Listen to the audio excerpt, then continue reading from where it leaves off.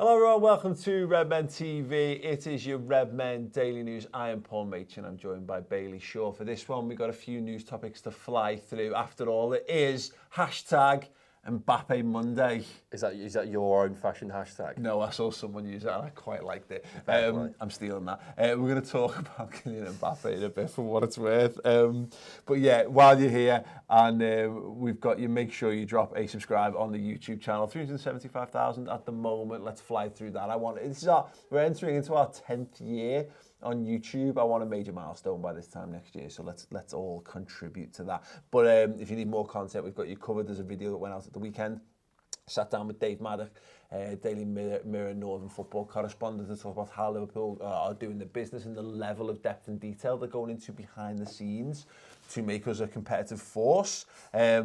It's done 85,000 views at the moment, which will tell you, it's a worthwhile watch. But Bailey, you did that show with us, didn't you? I did. Very, very interesting. It was amazing. It's probably my favourite show we do over on the redmentv.com. We've always got an excellent journalist in, and they always, give us a scoop on everything that's going on, give us their insight, and David Maddock is fantastic in what he does. I saw in the comments people saying I could just listen to this guy for a full hour show talking about analytics. So, and funnily enough, there's a two-parter with him, so we were chatting some transfer stuff, chatting some post-season stuff as well. That's on the redmentv.com. So subscribe for completely free to the YouTube channel. If you want more content, get over to the website, but I'll plug that again later on. Anyway, Bruno Fernandes, according to the Daily Mail, Liverpool this is interesting, Sporting have apparently kind of touted Bruno Fernandes around for 50 million.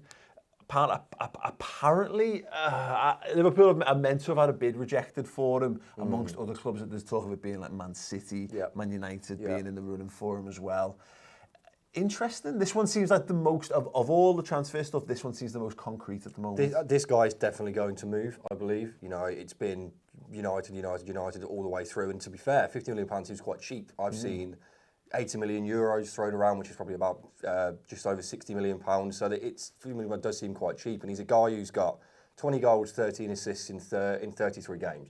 He's contributed to 33 goals in 33 games. That's an unbelievable return in, I think it's the Premier division in Portugal. So you can see why he's going. That interests me, his little tattoo there. I think it's the number 8. It would.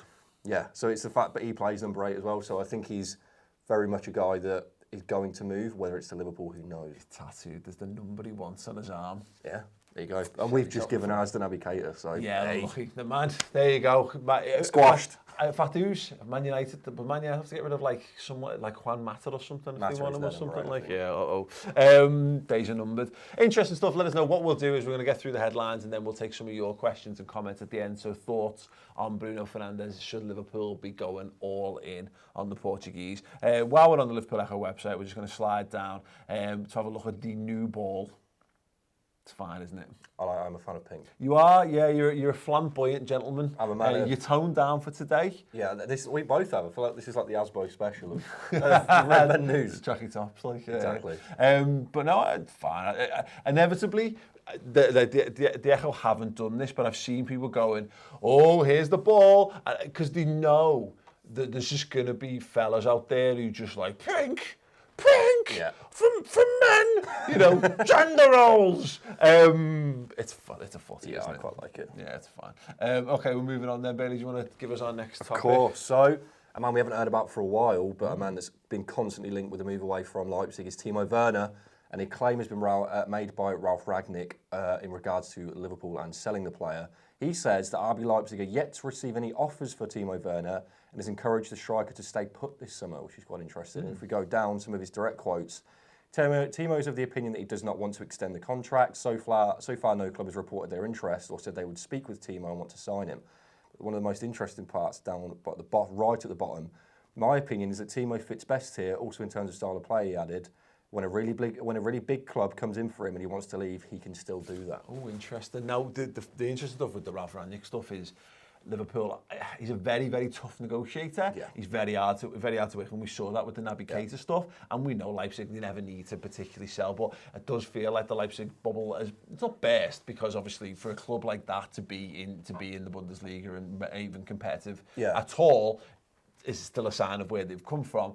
But the lure of them and the lure of staying, you're starting to see this a little bit with players who at the time, you know, when they first came up and they had that great first season, there was a great cause there to kind of fight behind and what have you. Whereas I think the luster's gone a little bit, and then you're going to start to see players looking around and thinking, I might get me opportunity to move. Leicester's a good example of this. Like Vardy stayed put, Mahrez waited a little bit longer, but got his move to City.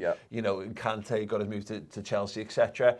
I'm amazed that Liverpool haven't been linked more heavily with him, given how much we clearly were in for him. The Bayern Munich deal that was reported as absolutely sewn up clearly hasn't materialised. It's an interesting one. My gut feeling on this is that we might see something, but I feel like Liverpool have moved on from Timo Werner. Yeah, that's what I mean. That's what I sort of caveated at the start. He's a guy that was so on our radar at the start, and obviously it was a done deal to buy him for a while. Now that seems to have fallen through. To be honest, I don't know where we stand at all in the market. And of course, like I say, David Malik talks about this fantastic, so make sure you go and check that out. But it is very much, I don't think we will know until the time comes when something's announced. Yeah, absolutely. But the good thing is that there's a couple of players out there in the market who I think would improve Liverpool's squad, might even improve our first team, which is a very, very difficult thing to do. Definitely. So it's not as though we're lacking options. And I think Liverpool are able to play the game because we'll see how this unfolds. There's going to be, I've talked about this on the Reds News Roundup show, Reds Transfer Roundup show today. There's a Liverpool tax. Maddock talks about this as well. But, you know, clubs, two things, will know we've got money, and they'll also know that Liverpool's analytics team is so good, which is worth watching that video for, because it's what we go into, that hang on a second, what have Liverpool seen that we've not? So I wonder whether we might play a little game where we see how the market goes, because if a club comes in and gets a bid accepted, or looks like they're going to get a bid accepted, it's easier for us to then go, haha, flop our massive cocks out onto the table and go, sign on the dotted line because we're the champions of Europe. So you might yet see something like that develop. The big one though, Bailey, the one everyone's been waiting for, the one that we've clickbaited to buggery with on the title, and I hope the thumbnail as well. Mbappe to Liverpool. It's not confirmed. I turned Twitter on yesterday, having given it a break for a few days, and all it was Mbappe. I can't see Mbappe. No chance about, but what if Mbappe? And this is why it would work, and this is why it wouldn't work. Bailey, why are people talking about Kylian Mbappe? They're talking about Kylian Mbappe because he's over in the States at the minute, and he went to meet 2% shareholder, Mr. King LeBron James, as you can see on the screen now. They've had a little meeting. I don't know what he presented him with here, whether it's shoes or whatever. Pastries, but he's got... It's a box of... he's given him a box of... Krispy Kreme. No Sayers pasties there. He's saying, you know, this is what you get in the north. This is what you're going to get, you know, like, this is what the taste of Liverpool is. Exactly. But he's, of course, massive Liverpool fan, sporting a Liverpool cap in this picture. And, you know, the agents on Twitter are saying...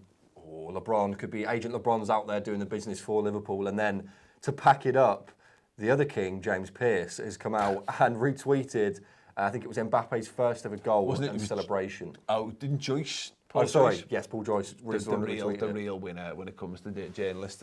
So if Paul Joyce is doing it, then that's what it is. Is that it's added credence because Paul Joyce never uses social media except to use one line and go like Liverpool confirmed, or a shake hand emoji. Yeah, exactly. Just use it sparingly. That's his approach, and it works phenomenally for him. So people have gone into overdrive, and then I saw people with like who Mbappe is following on Instagram, and he's got like Gerrard, Fabinho, Salah. I mean, to be fair, what I love is the fact that it's like everyone's at the start like, it's funny that, and then but you see people's brains slowly turning over the last sort of coming hours, and they're just like, yeah, but we could, if you think about it, like we could actually, if we do this, this, and this, and you do this, this, and this, then.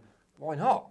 Why not? It's entirely possible. You can convince yourself. Now, interesting you've mentioned that, Bailey, because we've done that. We've just recorded, I mentioned, the Reds Transfer Roundup show. We've got 3 shows for you on the website. 3 or 4. 4, really, but the ones that are most interesting, you guys, the lovers of Liverpool news. Monday and Friday wrap-up shows, half an hour to an hour, depending on what's going on in the world of Liverpool Football Club. So we've talked about Kylian Mbappe. Those flights of fancy, where we've turned it round and convinced ourselves it's happening. Yeah, we've done that. We've done a good solid 25 minutes to half an hour talking about, well, why wouldn't be? And here's the realms of possibility that exist why Liverpool could well be in for Kylian Mbappe. And I'll give you one little hint.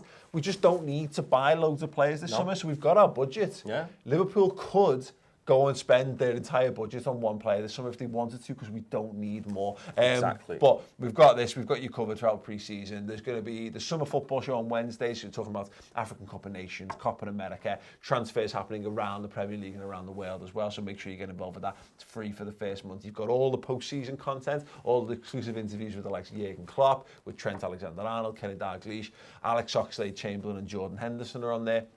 And as I say, in-depth analysis and chat to guide you through what will be a tumultuous summer as Liverpool do very little overall business and people on Twitter start to lose their shit. It's time for some of your comments then. Simon, what have you got for us? S. Saeed says we won't sign Mbappe because of how our wage structure works. There's a couple of other people saying that if he comes in on 300 grand a week, then what does that do for the rest of the squad? Absolutely, I can't. That's the big stumbling block for me, really. Liverpool are not going to blow out. For a 20-year-old lad, no matter how good the 20-year-old lad is, I don't think they're going to upset the apple cart. But I also think but who's going to pay? Who is going to pay Kylian Mbappe 300 grand a week? Who also will fulfil his ambition of challenging for the Champions League? Yeah, that's the problem when you're a player like Mbappe, like Neymar. You end up in a golden cage where you just can't. Your price is worth so much. Sometimes money just doesn't cut it. Like you can be on all the money in the world at PSG, and our selling point is, well, you're at a club that hasn't won the Champions League. We've just won it. Okay, we can't give you that money, but you can come and play in a new league. You can come and play. Come have your photo taken next to it for free. Exactly, exactly, and. But that is the problem. When you've got players like him and Mbappe, they are just sort of locked off, and I don't know if we'll even see those guys move soon, let alone to someone like Liverpool. And you're absolutely right with the wage structure. It's an interesting discussion, and one we picked up on well more on today's show on the website. But you're right, the golden cage thing I think is absolutely spot on. Young players, they put themselves into a bracket. He put himself into a bracket that you're only meant to be in when you are 24. You're not meant to be in the hundreds of thousands of pounds a week, bracket until you've proven yourself. And so he's in an awkward position, and he might have he might have damaged his career in some way. But unless you're talking maybe a Juventus could afford that. Maybe United could. Bayern maybe. United definitely could. But why would he go play in the Europa League? So and if he does, then that'll tell you everything you need to know about Mbappe. But go on, Ty, what else you got? Couple of super chats. So DXSH Tempers, who gives us a super chat on every single Thank you very video. much, mate. Thanks very much again. Says, do you think Jadon Sancho would be good? Because he would be a reasonable enough price and would be a good alternative if we don't get Pepe. Love the vids, boys. And Paul, mate, checks page app is amazing. Thank you very much. Yeah, I love it. I don't think he would be a reasonable price. That's the issue. Depends. Reasonable price. I mean, don't get me wrong. I think what we think is reasonable, it doesn't necessarily relate to reasonable in an inflated market. Yeah, I mean, I think he's not far off because he's so hyped up and because he's English. Yeah. If you're talking like 80 million, I've heard like 80 million floated for Jadon Sancho. 80, 100, something like that. For like a 19-year-old, 20-year-old kid. No, that's cheaper than Mbappe.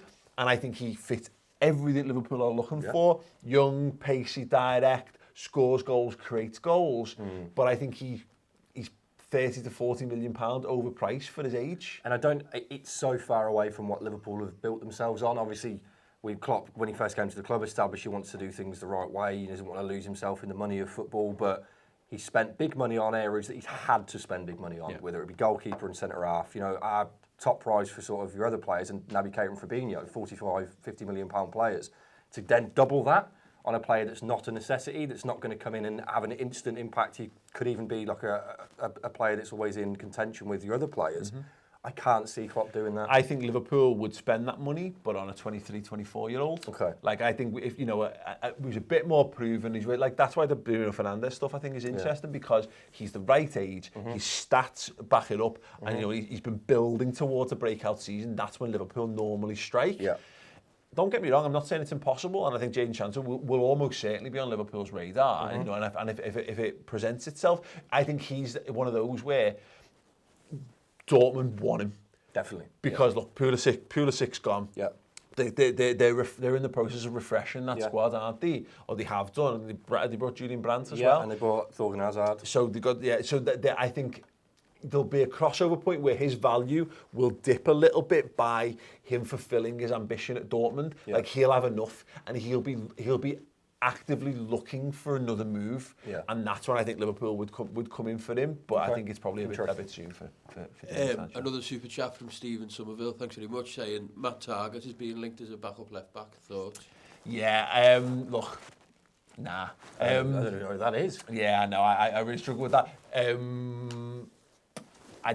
I think Liverpool can do better, and this is the dangerous area where Liverpool are in, where buying backups means that you end up buying lads who I don't know if Matt Targett's good enough to play for Liverpool, but one thing I can tell you is we have discussed that in definite detail, and the rumour that we're apparently after him and Alex McCarthy as well for a double Southampton swoop in the old school fashion. That Reds Transfer Roundup show is going up on the website. It's being exported as we speak, so it'll be up this afternoon.